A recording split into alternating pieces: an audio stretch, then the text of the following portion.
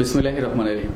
আসসালামু আলাইকুম রহমতুল্লাহ। আজকের আলোচনা পর্ব হচ্ছে ডিজিটাল নিরাপত্তা আইনের 2018 অর্থাৎ এই আইন অর্থাৎ 9 এপ্রিল 2018 সালে কার্যকর হয়। এখানে যে গুরুত্বপূর্ণ ধারাগুলো আমরা আলোচনা করব। তো আজকে এখানে জামিনের অযোগ্য এই অধ্যায়ের 14টি ধারার জামিনের অযোগ্য করা হয়েছে এবং এই ডিজিটাল নিরাপত্তা আইনের অন্যান্য আইনের সর্বোচ্চ জরিমানা এবং সর্বোচ্চ সাজা আমরা খেয়াল করি।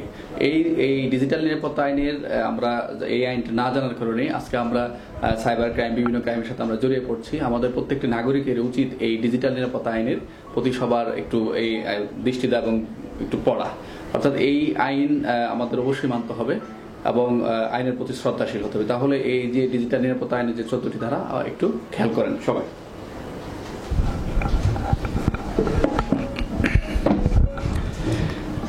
ডিজিটাল নিরাপত্তা আইনের এখানে বলা হচ্ছে 17, 19, 21, 22, 23, 24, 26, 27, 28, 30, 31, 32, 33, 34 অর্থাৎ এই ধারাগুলো জামিনের অযোগ্য অপরাধ।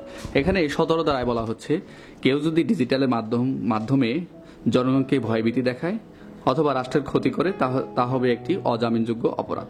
সাজা হচ্ছে 14 বছর কারাদণ্ড অথবা 1 কোটি বা উভয় দণ্ডে দণ্ডিত হবে। এখানে 17 ধারা বলা হচ্ছে যে গুরুত্বপূর্ণ তথ্য পরিকাঠামোতে বেআইনিভাবে কেউ প্রবেশ করে। 18 ধারা বলা হচ্ছে ইলেকট্রনিক ডিভাইস কম্পিউটার সিস্টেম বেআইনি প্রবেশ বা সহায়তা করলে সর্বোচ্চ 3 বছর কারাদণ্ড বা জরিমানা হচ্ছে 10 লক্ষ টাকা। 19 ডিজিটাল নিরাপত্তা আইনের 19 অর্থাৎ বেআইনিভাবে যদি কোনো ব্যক্তি কম্পিউটার বা কম্পিউটার সিস্টেম ক্ষতি সাধন করে অবশ্যই তার সর্বোচ্চ সাজা হচ্ছে 7 বছর কারাদণ্ড, জরিমানা 10 লক্ষ টাকা। ডিজিটাল নিরাপত্তা আইনে 20 এখানে কম্পিউটার সোর্স কোড পরিবর্তন কেউ যদি ধ্বংস করে, আবার বলছে যে কম্পিউটার সোর্স কোড কেউ যদি পরিবর্তন করে বা ধ্বংস করে সর্বোচ্চ তার 3 বছর সাজা হবে এবং জরিমানা হবে 3 লক্ষ টাকা এবং পুনরায় যদি এই অপারটা করে অবশ্যই তার 5 বছর সাজা, জরিমানা 5 লক্ষ টাকা।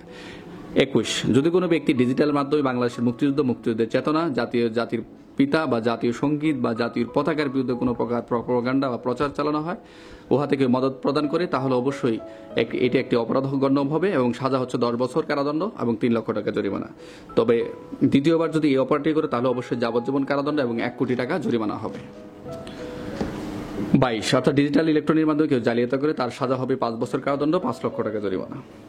25 অর্থাৎ এখানে বলা হচ্ছে আক্রমণাত্মক মিথ্যা বা ভয়ভীতি কাউকে দেখায় যদি ডিজিটাল ডিভাইসের মাধ্যমে কেউ যদি ওয়েবসাইট বা ডিজিটাল মাধ্যমে আক্রমণাত্মক ভয়ভীতি দেখায় তাহলে তাকে 3 বছরের জেল হবে, 3 লক্ষ টাকা জরিমানা।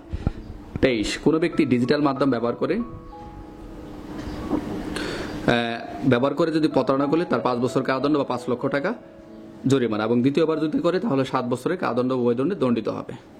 24 কম্পিউটার সিস্টেম ব্যবহার করে যদি কেউ প্রতারণা করে বা পরিচয় প্রতারণা করে ছদ্মবেশ ধারণ করে তবে তার অবশ্যই এই ডিজিটাল অপরাধের সামিল, শাস্তি হচ্ছে 5 বছর কারাদণ্ড এবং 5 লক্ষ টাকা জরিমানা। দ্বিতীয়বার যদি করে 7 বছরের কারাদণ্ড হবে। 26 এখানে আইনানুগ কর্তৃক অর্থাৎ অনুমতি ব্যতীত কেউ যদি পরিচিত তথ্য সংগ্রহ করে তাহলে অবশ্যই কারো তথ্য সংগ্রহ করে বিক্রি করে তাহলে অপরাধের সাজা হবে 5 বছর কারাদণ্ড বা 5 লক্ষ টাকা জরিমানা। 27 এখানে নেটওয়ার্ক ব্যবহার করে যদি কেউ সাইবার ক্রাইম সন্ত্রাসী কার্যক্রম করে অর্থাৎ রাষ্ট্রীয় অখণ্ডতা, নিরাপত্তা, সার্বভৌমত্ব বিপন্ন করে জনগণের মধ্যে ভীতি সৃষ্টি করে তাহলে অবশ্যই এই ইলেকট্রনিক নেটওয়ার্ক ব্যবহার করে জনগণের নিত্য প্রয়োজন দ্রব্য সরবরাহ সেবা ক্ষতিগ্রস্ত করলে তার ডিজিটাল নিরাপত্তা আইনে একটা অপরাধ হবে, সাজা হচ্ছে 14 বছর কারাদণ্ড এবং 1 কোটি টাকা জরিমানা।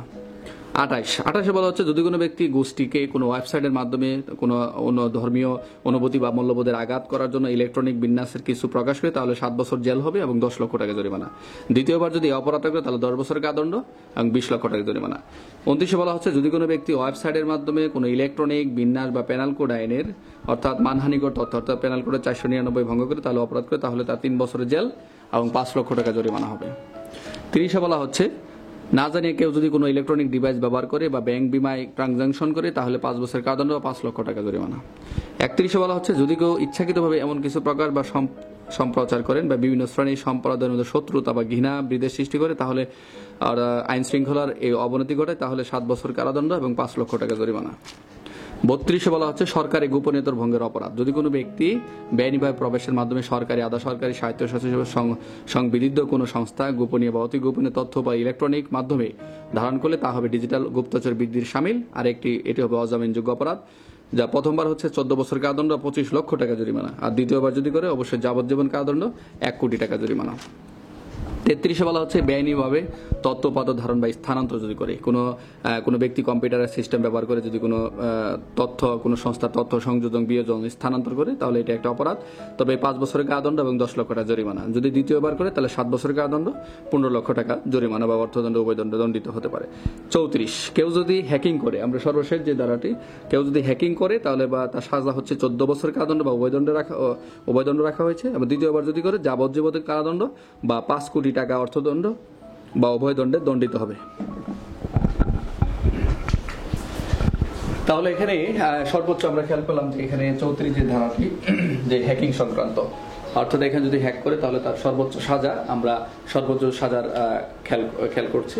তাহলে এখানে আরেকটি বিষয় হচ্ছে যে আমরা ফেসবুক ইউজ করি, আমরা শেয়ার করি না জানি, তাহলে কারো লিঙ্কটা না ভালো করে না পড়ে, লেখাটা কি ভালো করে না পড়ে আমরা কখনো শেয়ার করবো না, বা নিজেও অন্য লিঙ্ক ডিভাইস কপি করে বা না বুঝে আমরা শেয়ার করি, এই ধরনের অন্যায়। তাহলে এই ধরনের থেকে আমাদের বিরত থাকতে হবে। এবং প্রত্যেক নাগরিককে, আমি আবার বলছি, অবশ্যই এই ডিজিটাল নিরাপত্তা আইনের 2018 অবশ্যই প্রত্যেক সুনাগরিকের জানা আবশ্যক। তাহলে আমরা আজকে আলোচনা এই পর্যন্তই। আমরা সূচি পর্ব আলোচনা করলাম। আমরা দ্বিতীয় পর্বগুলোতে আমরা স্টেপ বাই স্টেপ 2টি করে একটি ধারা আমরা একটু বিস্তারিত মোটামুটি সহজভাবে যাতে মনে থাকে আমরা আলোচনা করব। তাহলে আজকের আলোচনা এই পর্যন্ত। প্রত্যেকে ভালো থাকবেন। আসসালামু আলাইকুম ওয়া রাহমাতুল্লাহ।